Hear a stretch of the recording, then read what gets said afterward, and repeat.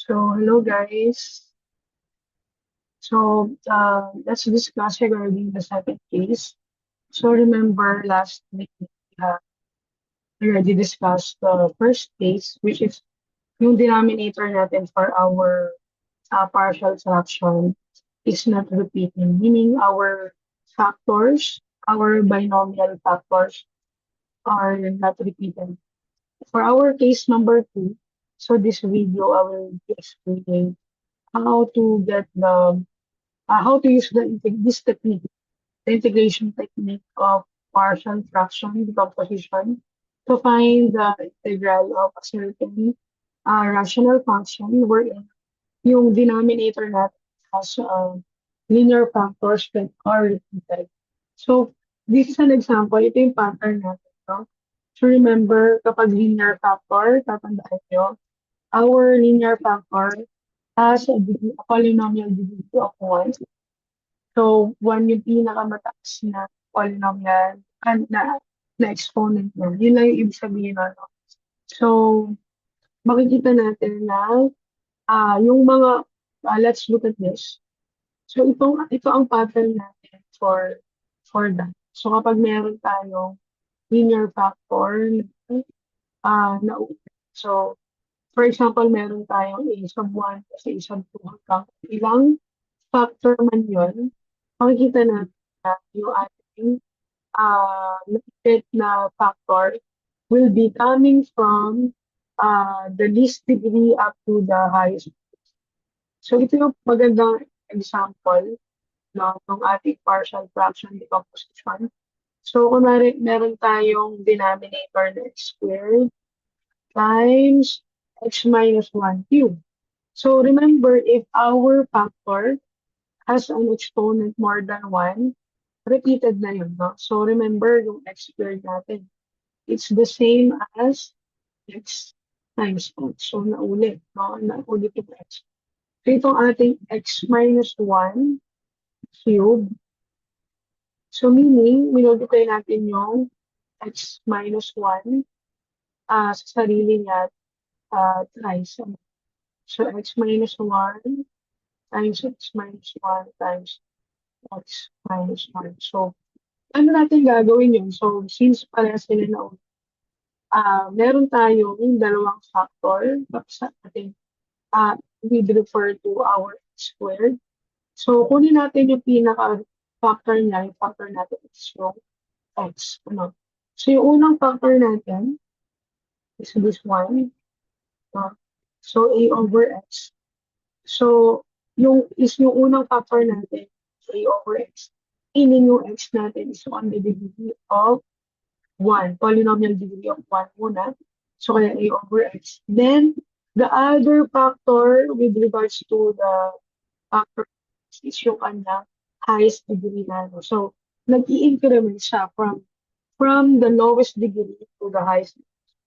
So, kaya we refer to the x squared, ang factor natin ay itong ating decomposed factor as a over x plus b over x squared. So with regards to x minus 1, so ang ating factor na ulit ay x minus 1. So ganun din, i-increment natin yung mga factor na from the lowest polynomial degree of polynomial. So kaya itong una ay c over x minus 1, then d over x minus 1 squared. So ito, di ba, ang polynomial degree niya ay 1. Yung dito sa d over x minus 1 squared, yung polynomial, yung degree of polynomial. Then yung ating e ay x minus 1 raised to the third power. Since ang kanya, ito na yung kanyang highest degree. No? So, which is, so, ang exponent mo dyan ay 5, 6. So, mag-increment pa. So, maging x minus 1 raised to the 4, tapos x minus 1 raised to the 5, raised to the 6. So, dapat lalagay mo lahat ng pag-increase niya from the first degree of polynomial hanggang the highest degree of polynomial. So, important to dahil similar din po dun sa mga pagdating natin sa case number 4, ang kaibahan lang ay magiging quadratic equation yung nauuna instead of linear function. Okay? So again, review yung ating partial fraction decomposition. So hindi pa to sa integral, ginagamit na natin yung technique using the partial fraction decomposition. Okay, so let's have our example. So hanapin natin yung ating integral of this. So kung makikita nyo, di ba, parang complicated na. So, pag ganito yung nakita nyo na yung degree of polynomial ng numerator. Ito. So, anong degree of polynomial yun? Ano yung highest degree of polynomial? So, 4, di ba? So, dito sa denominator natin, anong highest degree of polynomial? 3 lang. Diba? So, ibig sabihin, parang improper fraction siya kung i-connect natin or i-repeat natin sa fraction. So, since improper fraction, so kailangan natin siyang i-divide para makuha natin yung, kumbaga ay parang whole number. So, hindi siya whole number per se, pero i-divide natin para makuha natin yung whole number. Para yun lang yung ating magiging partial, para magamit natin yung partial fraction decomposition. Kasi nag-work lang yung ating partial fraction decomposition kapag yung ating rational function, polynomial rational function ay proper fraction. Ano? So, again, tandaan yung mga term na ginamit natin. So, kapag improper, ibig sabihin lang nun, mas mataas yung degree of polynomial ng numerator. And kapag proper fraction, ibig sabihin lang, mas mababa yung degree of polynomial ng numerator in relation to the denominator. Ano? So, sige, sagutan natin to. So, kailangan natin i-divide. So, guys, mag-practice kayo ng long division ng polynomial. So, pwede kayong mag-search sa mga videos how to do it. Pero, hindi naman siya ganun ka-complicated. Kaya-kaya naman gawin. So, parang review yan sa high school math natin, grade 8 math, I think. So, sige, sagutan natin. So, let's divide x to the fourth. So, para makuha natin yung equivalent. So, x to the fourth minus 2x squared plus 4x plus 1 divided by x cubed minus x squared minus x plus 1. So, i-rewrite ko lang siya na lagyan natin ng space yung polynomial degree of 3. Kasi baka kailangan, so lalagyan ko lang ng space. So, minus 2x plus 4x plus 1. Okay, so, ano lang, lagyan ko lang ng plus 0x. So, ibig sabihin lang yan, walang x to the cube. Para lang visible yung mga polynomial. Okay, so again, paano tayo nag-divide?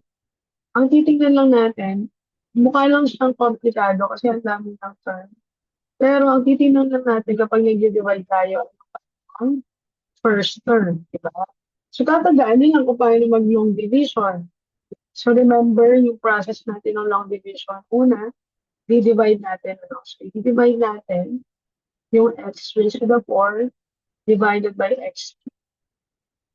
So parang sabihin na x to the 4th divided by x to the 3rd, or pwede mo rin siyang tingnan as x to the 4th over x to the 3rd power para mas madali. Di ba? Remember yung ating blocks.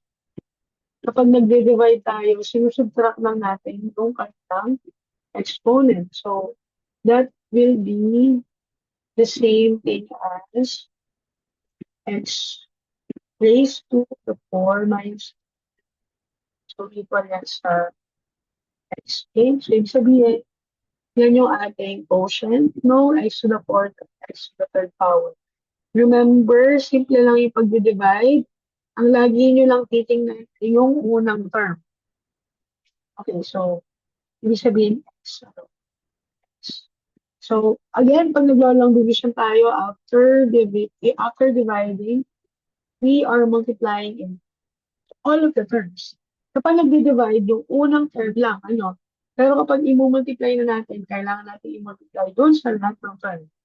So, x times x cubed, x to the fourth power, then x times negative x squared. So, yan ay negative x to the third power. So, buti na lang mag-space tayo. Then, x times negative 2 is negative x squared times x times 1 is just x. Positive yan, then positive yung 1. So again, remember, after multiplying, we subtract. Okay? So the operation after that is sinusubtract natin. So para maalala nyo, mag-practice kayo ng long division using 3-digit number. So wala mo ng variable. Para maalala nyo yung process kung paano mag-long division. Be careful with the addition and subtraction of negative numbers.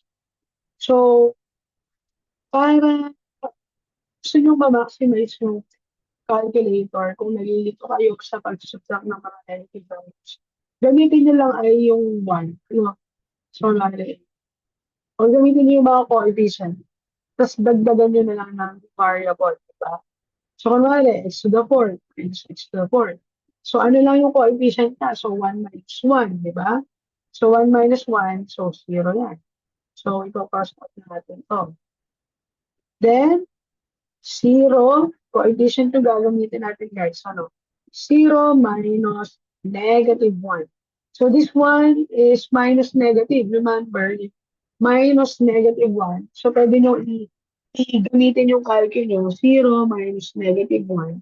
Makukuha nyo dyan positive 1, di ba? So, ibig sabihin lang, that will be positive 1, then saka nyo ilagay yung variable. So, it's just positive x cubed. Now, we subtract negative 2x squared minus negative x squared. So, gamitin lang natin yung coefficient. Just like negative 2 minus negative 1. So, that will be negative 2 plus 1. So, that will just be minus x squared. Then, we have 4x minus x. So, we have positive 3x. Then, we just bring the 1. Okay? So, nasusundan, everyone. So, again, pag nag-divide tayo, no, we divide it the same thing as long division. Long division, ano? So, question so far, guys.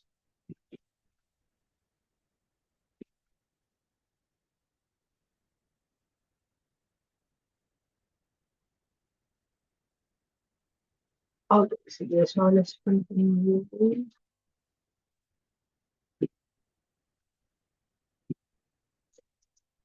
So, now let's divide it by the first term again, ano? So, x to the third power naman. So, we divide x cubed divided by x cubed. So, alam natin yan. 1 lang yan. So, x cubed divided by x cubed, that will be thus equal to positive 1. So, now we multiply 1 to all of terms. So, 1 times x cubed is just x cubed. Then 1 times negative x squared is just negative x squared again. Remember, be careful with the negative numbers. So 1 times negative x is just negative x. And 1 times 1 is just positive 1. Okay? So now, after dividing, we should multiply by the quotient. Then after multiplying, we subtract. So subtract na natin. Again, be careful with subtraction. So x cubed minus x cubed So, 0 lang yan, dahil 1 minus 1 is 0. Ito din, x squared minus, it's a different story dahil yung ating x squared ay negative. So, it's like negative 1 minus negative 1. So, that will just be, ganun din pala. So, 1 minus negative 1 is negative 1 plus 1. So, that will just be equal to 0. Then, we bring down, we subtract 3x minus x. So, it's like 3x minus negative x. So, that will be 3x plus x. That's 4x. And 1 minus 1 is just equal to 0. So, since yung degree of polynomial yung 4x ay mas mababa na kaysa dun sa ating divisor, diba? X yung kanyang degree of polynomial. So, therefore, remainder na yan. Remember, parang kapag naglo-long division tayo ng integer, diba? Naalala nyo kapag mababa na yung ating, yung subtract natin, mas mababa na yung number case dun sa ating divisor. So, ang nangyayari na dyan is, ginagawa na natin siya na remainder. Okay? So, since yan yung remainder natin, yan na yung ating partial fraction, di ba? So, ibig sabihin, yung ating equivalent itong fraction na to ay integral ng ito yung parang whole number, di ba? X plus 1 plus yung ating remainder 4x over our divisor. So, x cubed minus x squared minus x plus 1 dx.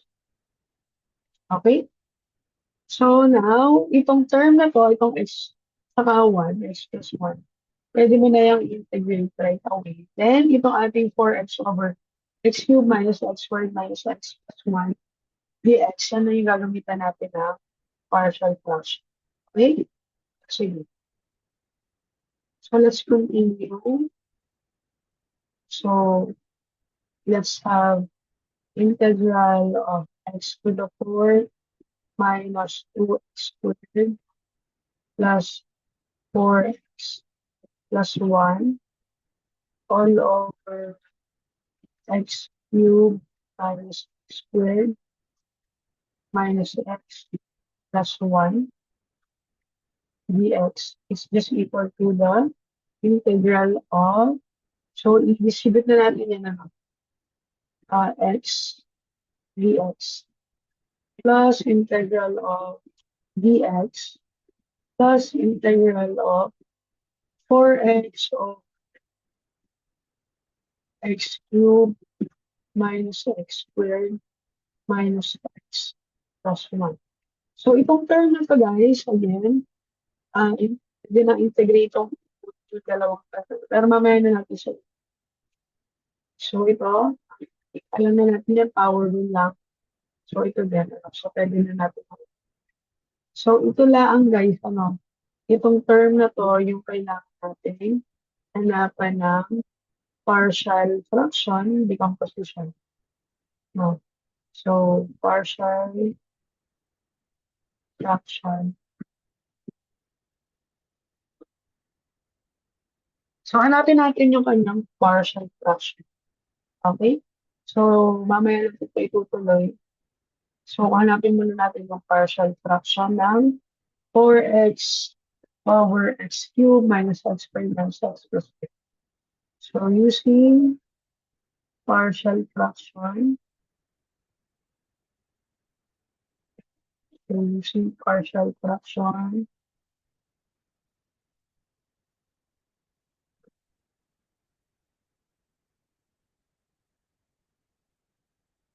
okay, so, una, kailangan muna natin i-factor yung ating x cubed minus x squared minus x plus 1.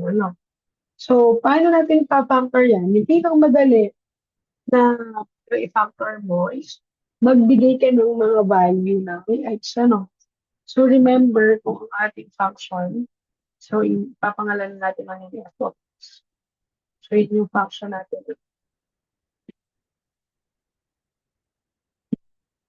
So, kung yung ating x ay equal sa 0, so yung ating f of 0 is equal to 1. So, alam natin na yung x is equal to 0, ang value natin ay 1. So, alam na natin agad na yung isang value ng x natin, x is equal to 1, no, x, so that will be, x is equal to 1. So, therefore, yung isang factor natin ay x minus 1. So, remember, kailangan i-include kasi sa 0 yan. So, sisignificate natin sa 0. So, yung ating factor will be x minus 1. Kasi kung makikita nyo guys, no? So, x will be equal to 1. Kuha natin ng 1. So, this is 1 factor, x minus 1. So, since alam na natin isang factor, paano natin makukuha yung ibang factor? Kailangan din natin i-divide, di ba? So, para makuha natin yung iba pang factor. So, I know, kailangan nyo mag-practice dito guys. Ano? So, medyo mahaba-habang proseso. So, x cubed minus x squared minus x plus 1 divided by x minus 1. So, again, unang term lang, guys. Ano? So, that will be x squared. So, x squared times x is x cubed. And x squared times negative 1 negative x squared. Then, subtract. So, 0 na agad yan. So, mabibigyan lang natin yung negative x. Negative x divided by x is just negative 1. And then we multiply negative 1 times x is negative x. Then negative 1 times negative 1 is positive 1. So, that will be negative x minus negative x is just 0. Then, meron tayong 1. Then, i-bring, ito pwede natin. Since constant naman na yan. Then, 1 minus 1 will be just equal to 0. So, yung ating other factor is x squared minus 1. So, remember guys, itong x squared minus 1 natin, ang equivalent na ay x plus 1 times x minus 1. So, let's see. So, that will be 4x over x minus 1 times x plus 1 times x minus 1. So, guys, makikita natin na yung ating x minus 1 ay naulit. Ano? So, i-rewrite ko lang dito sa baba. So, yung ating 4x over x cubed minus x squared minus x plus 1 is equal to 4x over x minus 1. Dalawang x minus 1. So, naulit na. Times x plus 1.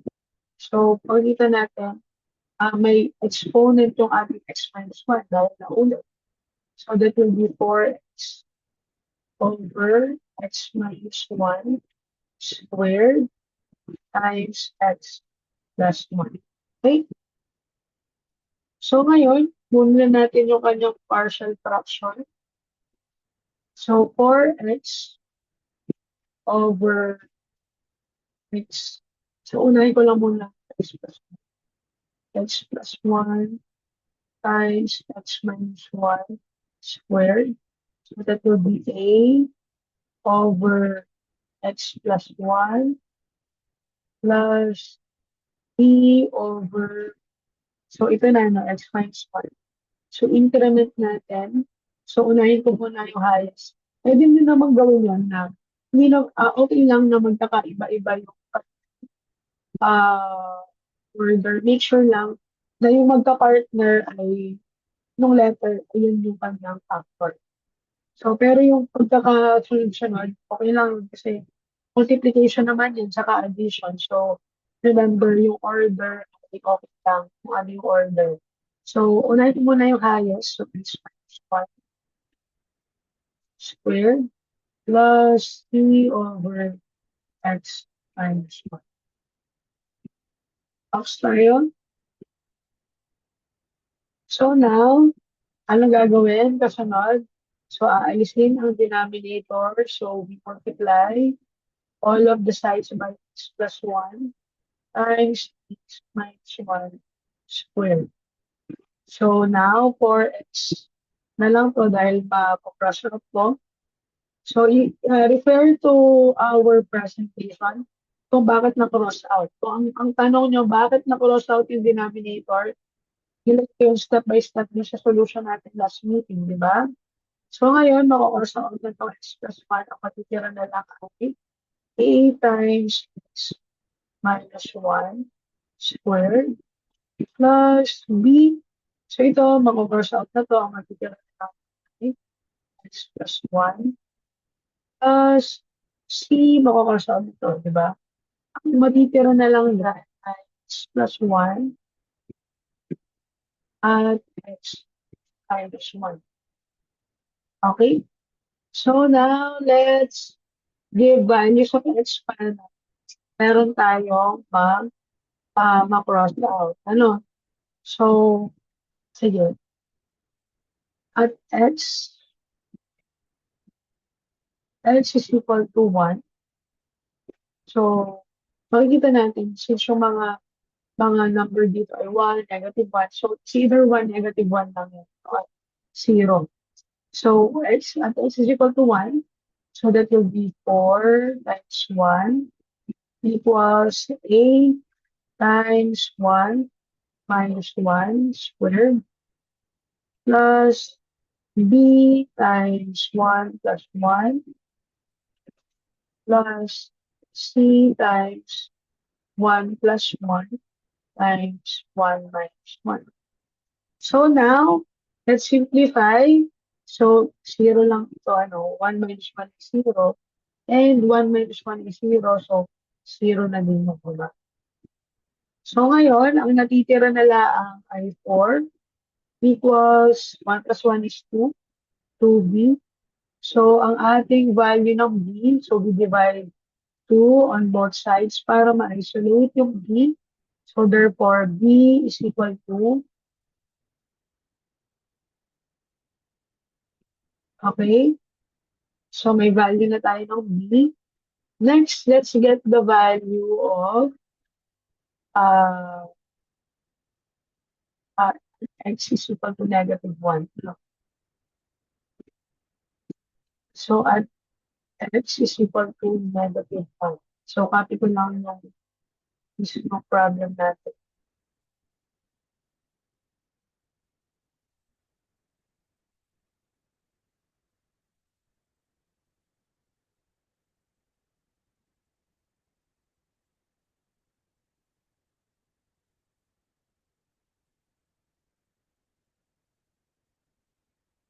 Okay, para lang visible pa rin. So, at x is equal to negative 1. So, that will be 4 times negative 1 equals a times negative 1 minus 1. Don't forget the square. Plus b times negative 1 plus 1 plus c times negative, sorry, baka malito kayo din. Ito. C times negative 1 plus 1 times negative 1 minus 1. So, simplify natin. So, that will be negative 1 plus 1 is 0. So, mag-0 ito. And negative 1 plus 1 is 0. So, 0 yung C. So that will just be, ang matitira ay -4 equals a times -2 squared, so 4.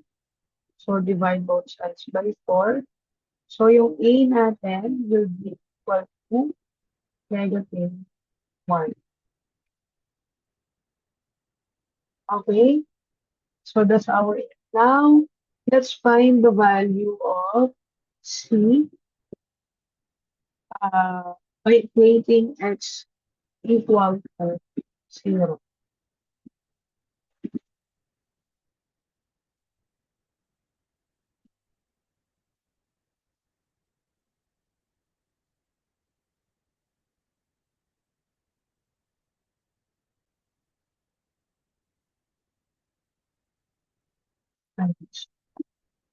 Lang ulit.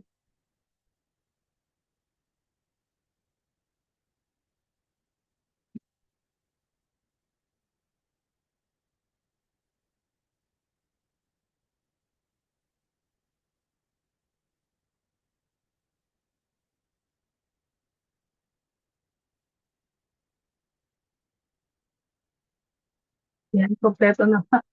Ayan, so at x is equal to 0.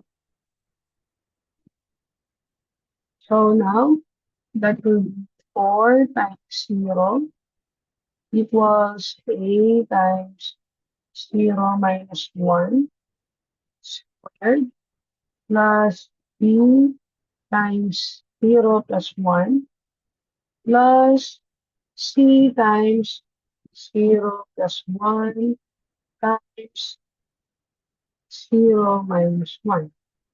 So, simplify lang natin. So, guys, a times 0 minus 1 ay hindi 0 ha. So, that will just, so ito, pero ito 0 na to. 4 times 0 is 0. So, 0 equals 8 times -1 squared. So, -1 squared is plus +1. So, 8 plus b times 1. So, we can write it na b lang. Plus c times 1 times -1. So, 1 times -1 is -1. So, that would be minus c. So, lipat lang natin yung c sa kabila or add c on both sides. So, c will be equal to plus b. So, that will be equal to the values of a plus b. So, -1 plus 2. So, that will be equal to 1. Okay, so yung c natin will be equal to 1. Now we get the now we already have the values of a. No.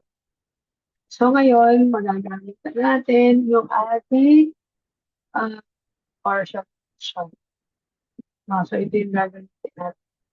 So tatandaan guys na kung ano yung A na ginamit, yun pa rin yung gagamitin. Ano magka-partner? So kung A over x plus 1, dapat sila pa rin yung partner. Hindi pwedeng magkabali-balik tayo kung magkaka-partner tayo. Okay? So let's have, so i-integrate ko lang.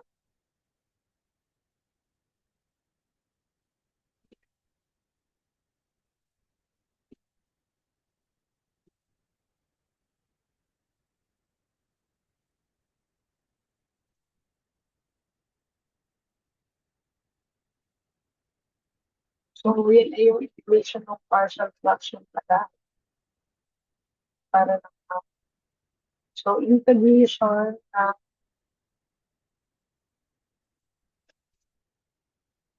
4x over x plus 1 times x minus 1 squared ay equals integration ng,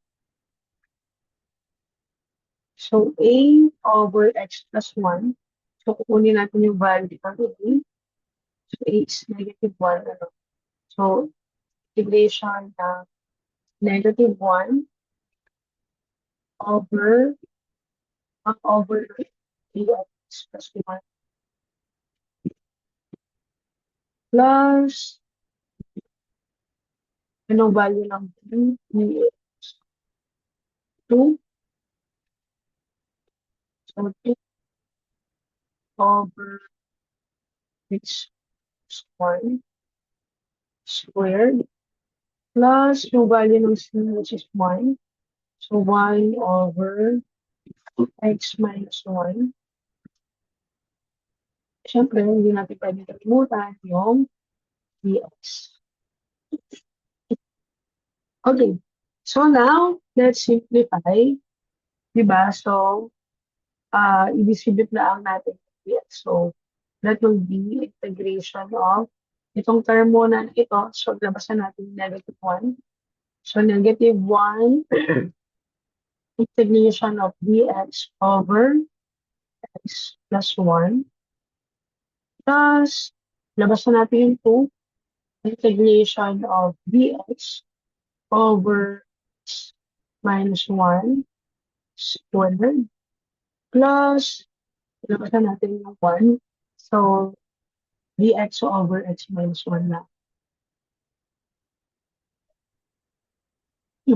So now, let's integrate. So dito, sa unang term, ano lang, pwede natin gamitin yung integration of du over u, diba?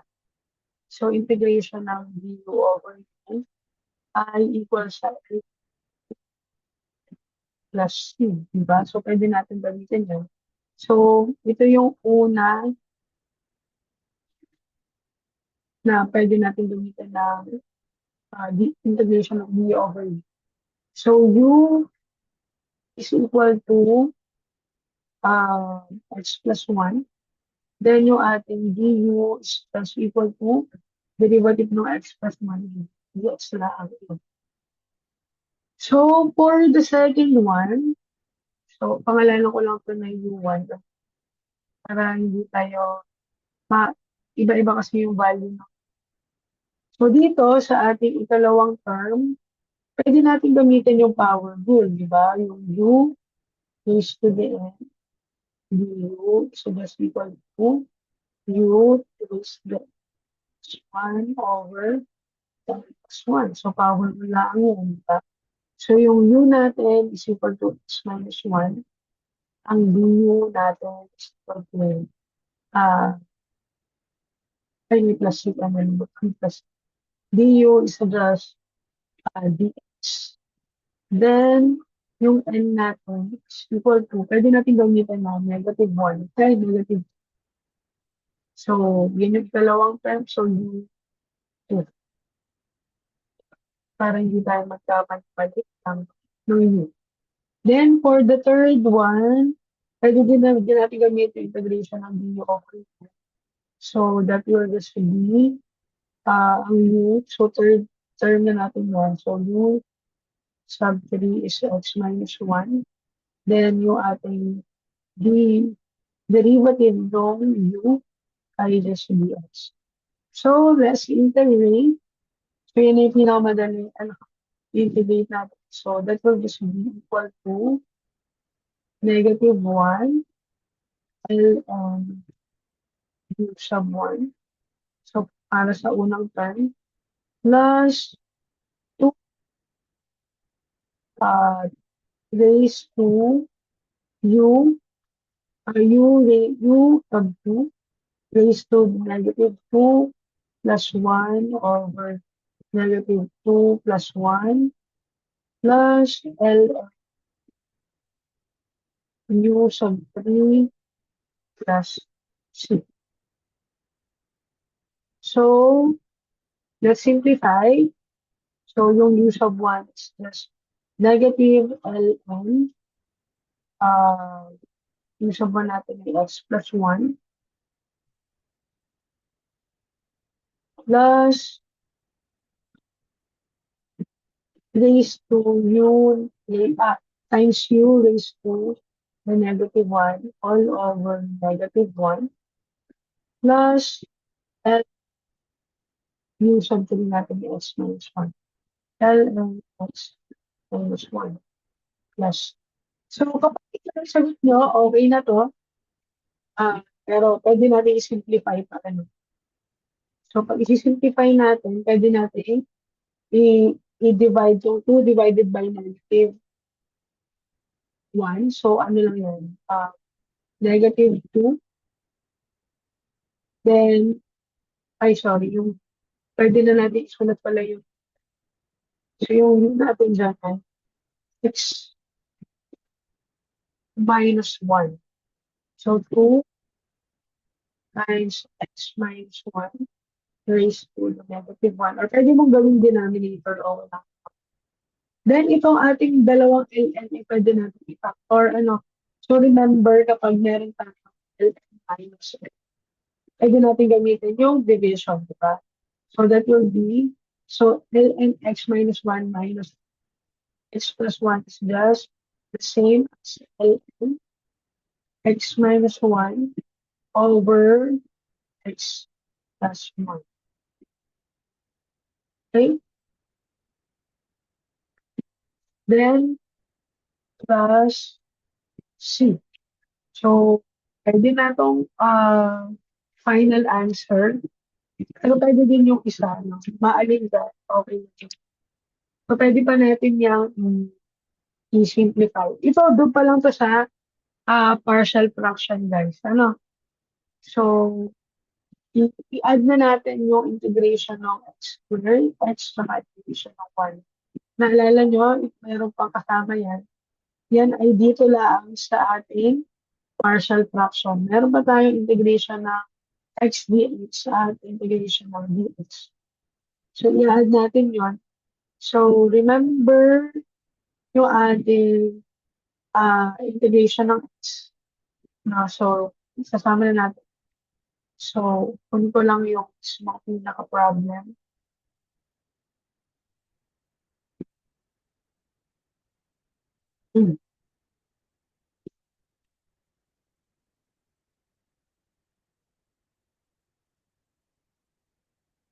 So, yung ating integration,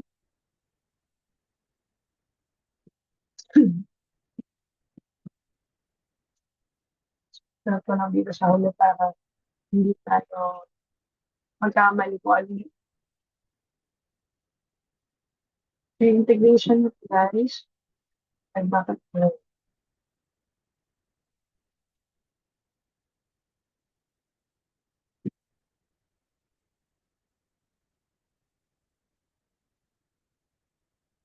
So, copy ko na rin.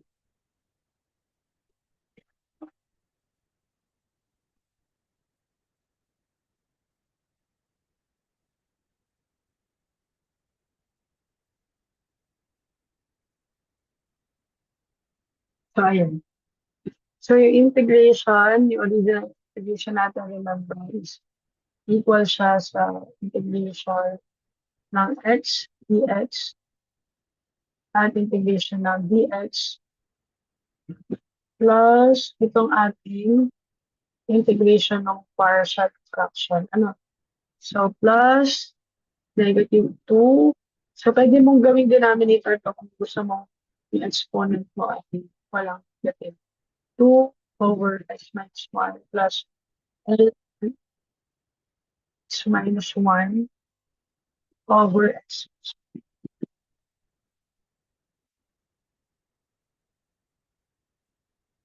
Okay.